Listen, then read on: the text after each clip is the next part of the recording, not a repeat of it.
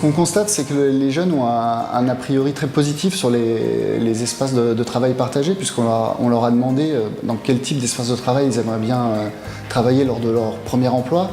Et on constate que 3/4 d'entre eux aimeraient bien occuper un espace partagé. L'espace qui est le plus cité est l'open space, à près de 30%.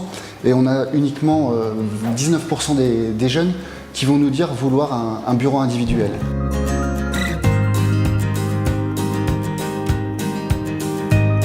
Globalement, ce que l'on observe, c'est que les salariés et les étudiants partagent le même sentiment sur les atouts des différents espaces de travail. On va avoir des espaces collectifs qui vont être associés davantage à la créativité et à l'esprit d'équipe, et à l'inverse, les bureaux individuels davantage perçus comme favorisant la concentration et la confidentialité. En revanche, il y a une dimension sur laquelle ces deux cibles divergent assez nettement. Il s'agit de la productivité. Les salariés considèrent que la productivité est vraiment liée au bureau individuel, alors que pour les étudiants, un espace partagé pourra favoriser davantage la productivité.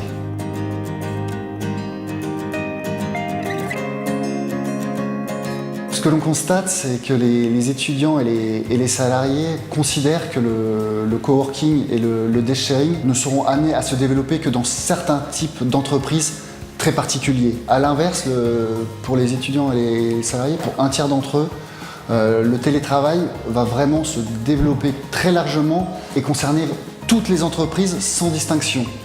Et ce sentiment est probablement accentué par la dernière réforme du Code de travail, qui instaure le droit pour les salariés de télétravailler, bien entendu si leur poste le permet. Les attentes des étudiants et les mutations des modes de travail constituent un véritable défi pour les entreprises, qui vont être amenées dans les années à venir à repenser totalement leurs espaces de travail pour permettre d'attirer cette nouvelle génération de salariés qui envisagent le travail sous une forme assez différente de leurs aînés.